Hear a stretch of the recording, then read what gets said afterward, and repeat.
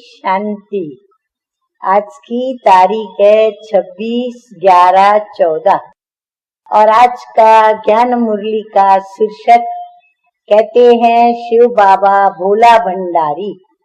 माना उसकी भंडारी क्या, परंतु वो खजाने से सदा ही भरपूर है, अखूट है और उसके खजाने कभी भी खूटते नहीं।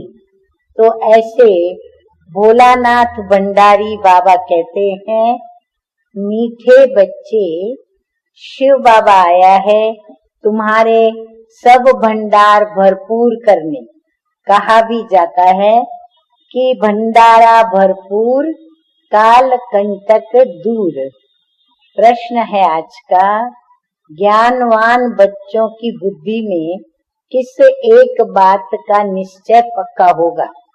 उत्तर है, उन्हें दृढ़ निश्चय होगा कि हमारा जो पार्ट है वो कभी भी घिसता और मिटता नहीं। मुझ आत्मा में 84 जन्मों का अविनाशी पार्ट बंधा हुआ है। यही बुद्धि में ज्ञान है तो ज्ञानवान है, नहीं तो सारा ज्ञान बुद्धि से उड़ जाता है। धारणा के लिए मुख्य सार के 2 बिंदु। नंबर 1 बिंदु है कि बाप से जो अविनाशी ज्ञान रत्नों का अखूट खजाना मिल रहा है, उसे स्मृति में रखकर बुद्धि को बेहद में ले जाना है। इस बेहद नाटक में कैसे आत्माएं अपने अपने तख्त पर विराजमान है, इस कुदरत को साक्षी हो देखना है।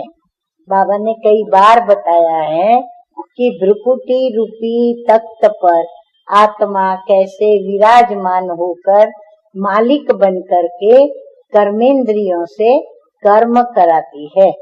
नंबर 2 ज्ञान बिंदु है, सदा बुद्धि में याद रहे कि हम कौन हैं। संगम युगी ब्राह्मण हैं। हमें बाप की श्रेष्ठ गोद मिली है। हम रावण की गोद में जा नहीं सकते। हमारा कर्तव्य है डूबने वालों को भी बचाना। जो विषय सागर में डूबते हैं या डूब रहे हैं, बाबा कहते हैं तुम्हारा कर्तव्य है उन लोगों को बचाना। वरदान है आज का, अपने टाइटल की सिमरती के साथ समर्थ स्थिति बनाने वाले स्वमानधारी भव। संगम युग पर स्वयं बाप अपने बच्चों को श्रेष्ठ टाइटल देते हैं, तो उसे ही रूहानी नशे में रहो। जैसा टाइटल याद आए वैसी समर्थ स्थिति बनती जाए। जैसे आपका टाइटल है कि स्वदर्शन चक्रधारी, तो यह स्मृति आते ही पर दर्शन समाप्त हो जाए। जैसे स्वदर्शन चक्रधारी माना चक्र के अंदर स्व का दर्शन करना, तो उससे क्या होगा, ऑटोमेटिकली पर दर्शन की वृत्ति है वो मिटती जाएगी। स्वदर्शन के आगे माया का गला कट जाए। महावीर हूँ ये टाइटल याद आए तो स्थिति भी अचल और अडोल बन जाए। तो टाइटल की स्मृति के साथ समर्थ बनाओ, तब कहेंगे श्रेष्ठ स्वमानधारी। तो जैसा टाइटल बाबा से मिलता है, हम अपनी स्थिति को ऐसी समर्थ बनाएं तो बाबा कहते हैं कहे जाओगे श्रेष्ठ स्वमानधारी। स्लोगन है आज का, भटकती हुई आत्माओं की चाहना पूर्ण करने के लिए परखने की शक्ति को बढ़ाओ।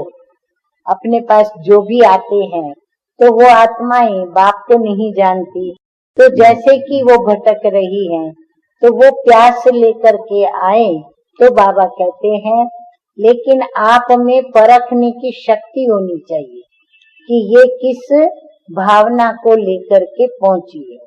अच्छा, मीठे मीठे सिकिलदे बच्चों प्रति माता पिता बाप दादा का याद प्यार और गुड मॉर्निंग।